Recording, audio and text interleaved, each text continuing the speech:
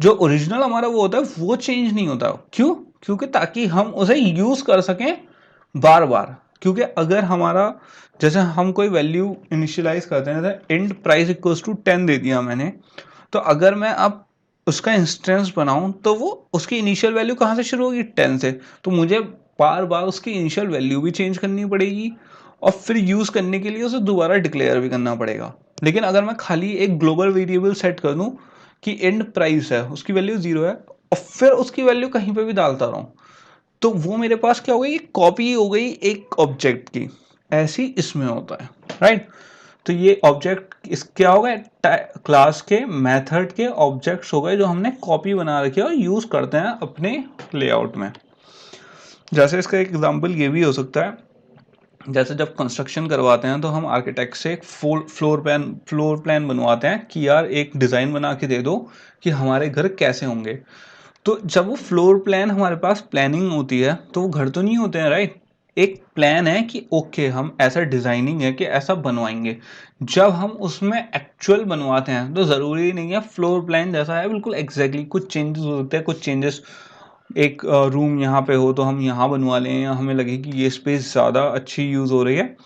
तो एक हमें लेआउट मिल, ये क्या हो गया? एक रफ लेआउट मिल गया हमें जिसको हमने कन्वर्ट कर दिया हमारे एक फुल प्रूफ होम्स में।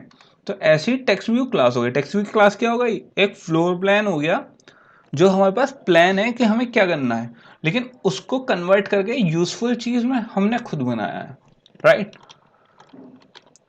इसके बाद जैसे टेक्स्ट व्यू क्लास की अगर आप जाएं गिटहब पे जाके आप इसको सर्च भी कर सकते हैं कि टेक्स्ट व्यू क्लास की क्या होती है। टेक्स्ट व्यू क्लास जैसे डिफाइन होती है, अगर आप क्यूरियोसिटी है, वैसे तो इसकी ज़रूरत पड़ती नहीं है क्योंकि ऑलरेडी प्री डिफाइंड है, बट टेक्स्ट व्यू की अपनी क्लास ये होती है कि पब्लिक क्लास टेक्स्ट व्यू, जो हम टेक्स्ट व्यू लेआउट में यूज़ करते हैं वो ऐसे डिफाइन होता है, जिसमें public class text view x tends view. Extend क्या होता है? वो होता है हायरार्की। तो इसमें क्या कर रहा है? एक्सटेंड कर रहा है, मतलब ये उसकी प्रॉपर्टीज इनहेरिट कर रहा है, राइट? मतलब इनहेरिटेंस यूज हो रहा है इसमें कि हमने एक जगह कहीं पे व्यू क्लास भी पहले डिफाइन करी होगी। जो टेक्स्ट व्यू है इससे पहले हमने एक व्यू क्लास भी है वो भी डिफाइन करी है। तो जो व्यू क्लास की प्रॉपर्टीज हैं वो हम किस में भी ले रहे हैं? क्लास टेक्स्ट व्यू में। एक जो व्यू क्लास है उसकी प्रॉपर्टीज हम किस में ले रहे हैं? इनहेरिट कर रहे हैं। इनहेरिटेंस हो रहा है ये बेसिकली किस में? टेक्स्ट व्यू में। अब टेक्स्ट व्यू में एक हमने एम टेक्स्ट लिया, एम टेक्स्ट कलर लिया, कॉन्टेक्स्ट एम टेक्स्ट, तो इनकी वैल्यू ऑलरेडी सेट है। पब्लिक टेक्स्ट व्यू ये सिर्फ उन लोगों के लिए है जिनको क्यूरियोसिटी है कि जो हम चीज़ें यूज़ कर रहे हैं वो आती कहाँ से हैं। जिन लोगों को इस चीज़ में इंटरेस्ट नहीं है वो इस चीज़ को स्किप भी कर सकते हैं, ऐसा कोई हार्ड एंड फास्ट वो नहीं है ये, बट आप समझ जाओगे तो ज़्यादा बेटर रहेगा। हमारा यहाँ पे क्या है? हमारा हम ऑलरेडी समझ चुके हैं। तो ये क्या हो रहा है? हमारा इंस्टेंस क्रिएट हो रहा है एक टेक्स्ट व्यू वाली फाइल में, राइट? जावा की फाइल में हमने क्या टेक्स्ट व्यू ऑलरेडी डिफाइंड है, उसमें हमने इंस्टेंस ये बना रखे हैं, उसकी जो वैल्यू सेट कर रहे हैं ये आप देख सकते हो। एक ऑलरेडी हमने क्या बना रखा है? एक ही क्या है? कंस्ट्रक्टर ऑलरेडी बना हुआ है इसका, राइट? तो इसमें ऑलरेडी हमने इंस्टेंस क्रिएट कर दिया जिसकी वैल्यूज हमने और कुछ दे रखी हैं। उसके बाद इंस्टेंस बना के हम जब इसे सेव करना होता है तो सेट टेक्स्ट का एक मेथड बना दिया। सेट टेक्स्ट के नाम से एक मेथड बना के जो एम टेक्स्ट था, जो टेक्स्ट हमने अभी यहाँ देखा था, राइट? ये जो हमने जिसके इंस्टेंस बनाने थे एम टेक्स्ट, जो इंस्टेंस बनाया हमने, इसमें क्या सेव कर दिया? जो टेक्स्ट था मेन, जो किस में डिफाइंड होगा? व्यू वाली क्लास में, राइट? जो हमने इनहेरिटेंस करके यूज कर रहे हैं, तो उसमें हमने अपने जो इंस्टेंस थे वो सेव करवा रहे हैं without changing the actual value. हम एक्चुअल वैल्यू को चेंज ना करने के बाद भी उसमें चेंजेस कर सकते हैं और उसे अपने हिसाब से यूज कर सकते हैं, ना कि बिना ओरिजिनल फाइल को करप्ट करे हुए, राइट? तो यहाँ पे कलर अगर हमें इंस्टॉल करवाना है तो यहाँ पे देखिए हमने मेथड बना लिया है किसके लिए? कलर के लिए, राइट? कलर के लिए, टेक्स्ट के लिए हमने मेथड बने हुए हैं हमारे सारे। अब जैसे इमेज व्यू के है तो इमेज व्यू के लिए भी ऑलरेडी एक जावा फाइल लिखी हुई है हमारी लाइब्रेरीज में। तो इसके लिए इसमें बेनिफिट हमें क्या होता है कि ये हमें नहीं लिखनी है, राइट? ये ऑलरेडी लिखी हुई है, बस हमें सिंपली उसे यूज करना है। तो आप यहाँ पे देख सकते हो जैसे पब्लिक क्लास इमेज व्यू है, तो ये सिंपली क्या कर रही है, एक व्यू वाली जो क्लास है उसको क्या कर रही है, इनहेरिट कर रही है। ठीक है, तो ये जो इसने क्या दो इंस्टेंस बनाए एम इंस्टेंस। बेसिकली ज्यादातर एंड्रॉइड डेवलपर्स जितने भी होते हैं वो क्या यूज करते हैं, जो वो बनाते हैं इंस्टेंस बनाते हैं, वो एम स्मॉल एम यूज करते हैं ज्यादातर। वो इसलिए क्योंकि इससे थोड़ी सी जो है ना वो रहता है कि ये हम एक मॉडिफाइड वो यूज कर रहे हैं, राइट। ये ओरिजिनल वो नहीं है, एक इंस्टेंस है। तो इसके लिए तो जो इमेज आईडी और कॉन्टेक्स्ट है जो ऑलरेडी व्यू क्लास में हमारे डिफाइंड होगा, बट यहाँ पे हम एक इंस्टेंस यूज कर रहे हैं जिसमें हम पास कर, यहाँ पे हमने कंस्ट्रक्टर बना दिया और उस कंस्ट्रक्टर को फिर क्या कर दिया, डिफाइन कर दिया इन मेथड से। कि इन मेथड में क्या करा, पब्लिक वॉइड सेट इमेज में क्या करा हमने, इमेज आईडी पास कर दी, और वो आईडी कहाँ सेव हो गई, एम इमेज आईडी में, जो हमारी यहाँ पे ऑलरेडी आप देख सकते हो जो हमारा कंस्ट्रक्टर था उसमें वैल्यू दी हुई थी। तो बेसिकली जब ये कॉल होगी तो जो भी हमारी इमेज आईडी जो हम जैसे अपने जावा हम अपने एंड्रॉइड स्टूडियो में देते हैं, तो बेसिकली क्या हो रहा है, हम जैसी वैल्यू दी तो वो 3 जगह जाके सेव हुई। पहले हमने एंड्रॉइड स्टूडियो में दी, तो लेआउट में गई, फिर लेआउट से जो उसकी ऑलरेडी लाइब्रेरी लिखी हुई है उसने उसे उठाया और वहां पे कॉपी पेस्ट कर दिया।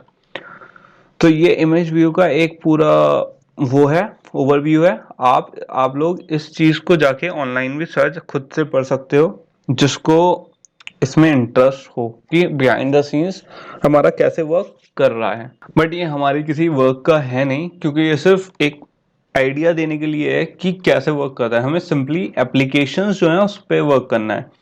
और जिनको ज़्यादा इंटरेस्ट है वो अपने क्रोम, जो अगर आप क्रोम यूज़ कर रहे हो तो एंड्रॉयड एसडीके सर्च में जाके यहाँ पे एक्सटेंशन जो स्टोर है इसका गूगल क्रोम का, उसमें जाके यहाँ पे एक एक्सटेंशन ऐड कर सकते हो एंड्रॉयड एसडीके सर्च।